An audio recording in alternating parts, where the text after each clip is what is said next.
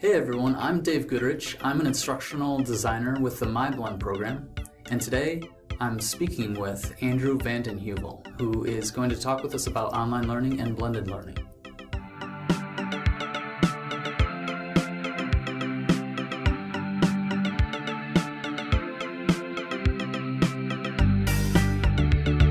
Thank you for coming and joining us, and just for having a conversation with us. Yeah. We've seen a lot of you at conferences and on the news and Sure. on the interwebs.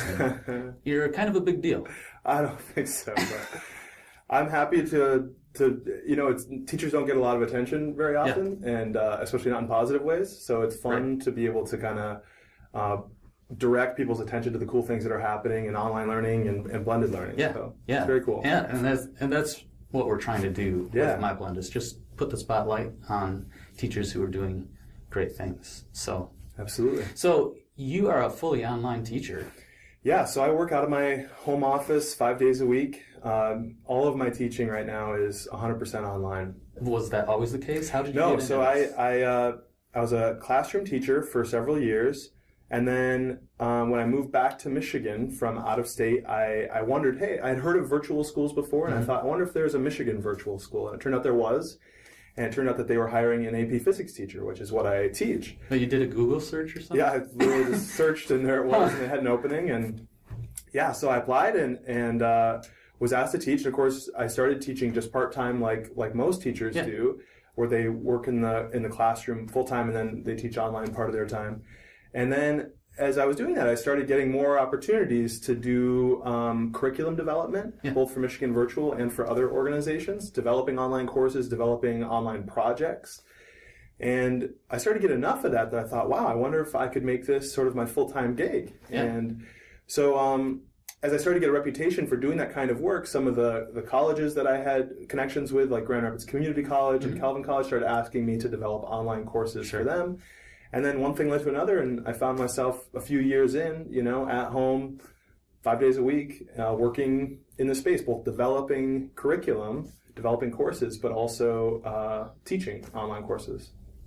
So can you talk a little bit about that transition and what it was like for you to go from the classroom to kind of merge into this new role? Yeah, so when I was in the traditional classroom, I liked to use online tools. Like in our science courses in physics, I would use WebAssign, which was a tool that allowed kids to do their homework online and get multiple attempts to do their homework. And I'd use YouTube a lot in my teaching just to bring in cool examples, cool demonstrations.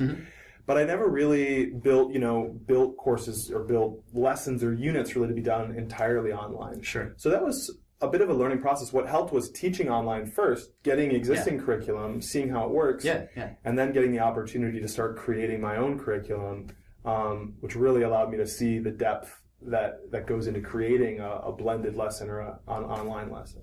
When you were a classroom teacher and you were, I'm sure your students were all just totally engaged all the time, 100%. Right. So I just noticed when I had the pleasure of being at your presentation at McCall this year. Yeah. You were doing a lot of active learning right in your presentation. Yeah. And it looked like you had a lot of experience doing that. And how does that translate in the online world for you? So I think a lot of people imagine an online or blended classroom to be one where the kids have to be sitting at the computer and interacting with the computer all the time. And so I like to think of the computer as sort of like the entry point and the exit point of the lesson. They have to go there to get something and they have to maybe put something there to be assessed by the teacher. But in the meantime, they can interact with each other, they can interact with the world, because that's really much more engaging than just sitting and looking at a computer screen. So I try to mirror that in some of the talks that I've given at some conferences, just because the sort of sit and get atmosphere at conferences is really just as bad as it is in our classrooms. Especially when we're talking about right, exactly. Yeah. So since teaching online, what's been we've touched on some of them, but what are some other advantages you've been experiencing? So one of the other, I think, significant advantages of an online blended classroom is sort of a focus on the objective of the course. I think so often in a traditional classroom, It's about how many days we have until the end of the class. It's about sitting there, being present in the room. Seat time. Exactly, seat time. Whereas in an online classroom, it's more about learning the material and getting to the end goal, which is what can you do, what can you understand now that you've completed the course.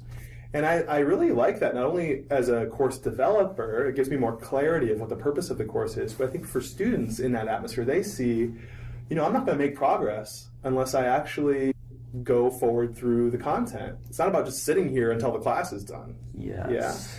Yeah. But it's also a motivator in terms of saying, wow, I can work at my own pace and get to that goal whenever I want. Let's talk about challenges since you've started teaching online. What kind of hurdles have you had to jump? Some of the most significant challenges to me as an online teacher is building those meaningful relationships with my students. Right? When I was in a traditional classroom, they're there looking at me. It's an essential part of what's happening. Right. And in an online classroom, it's frankly easier for the kids to just progress through their lessons without having a meaningful relationship with me. And so it's a challenge to do that, and it takes really intentional steps on the part of an online instructor, which is true of a face-to-face instructor as well. But I think all the more challenging when that interaction's happening through the computer. So what kinds of things do you do to address that challenge? Yeah, there are things we can try. I think everyone's trying to figure out this challenge of meaningful interactions with students, right? And we're trying things like maybe we can use social networks, maybe we can have meaningful discussions in our classes, maybe it's about having live synchronous sessions where everyone's online at the same time or where everyone comes to the same place at the same time. I think one of the biggest factors that I've seen in really successful online teachers is an immediacy in feedback from the teacher to the student. So when a student sends you an email, if you respond to that email within an hour, I think that student's much more likely to continue that conversation and go back and forth. But when you wait maybe 12 hours or 24 hours, it just kind of makes the whole thing just kind of flop, that whole dynamic conversation.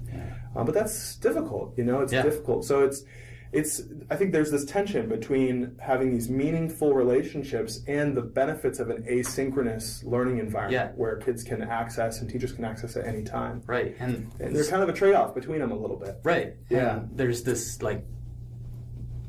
student expectation for immediacy, which isn't always possible, right? That's right. So, and I don't want to build an expectation in my students that anytime they send me an email, I'm going to respond, because that's not, I don't think, some teachers do that, and I applaud them because it takes a real commitment.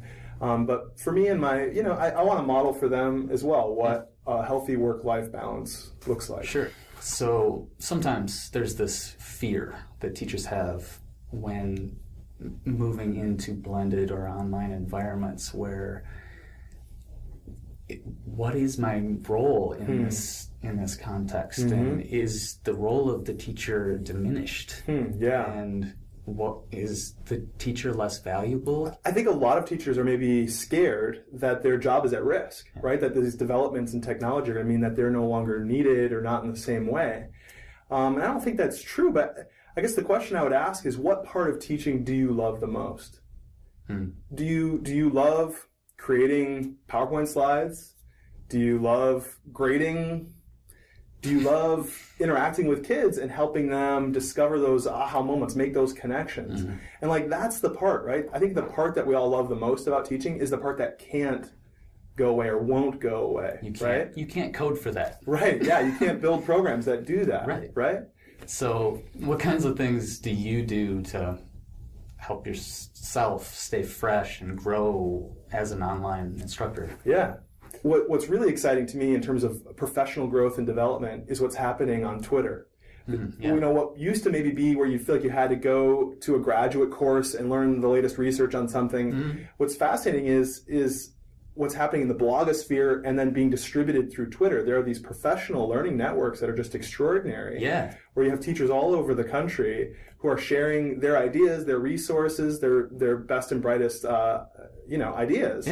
And it's all available, and you find a real community of support. Where I know that these teachers, even teachers who are not supported directly by their principals or their administration of their district, they're finding that support through other teachers across the country that's really giving them the motivation and inspiration to start moving their classroom more online. Yeah, brilliant.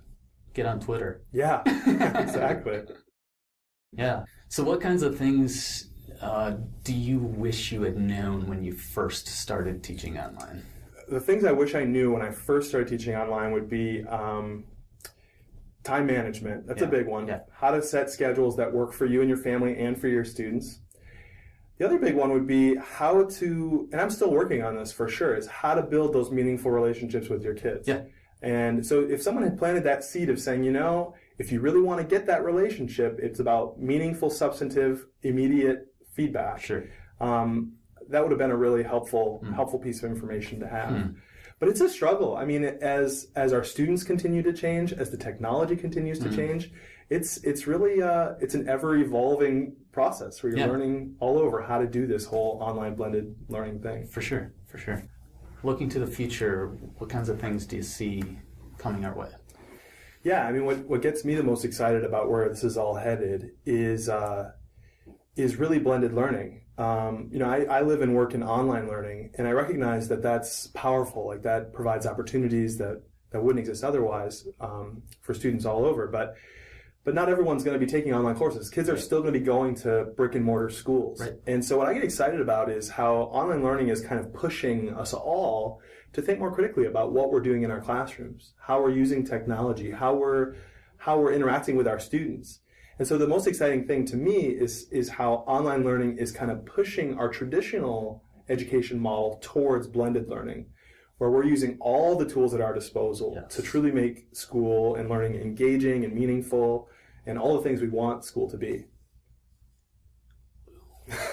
So I always try to stop. No, there's a complete thought. Yeah, it's great. It's perfect. Thank you so much to Andrew for taking the time to talk with us today. For more, subscribe to us on YouTube and check us out at myblend.org.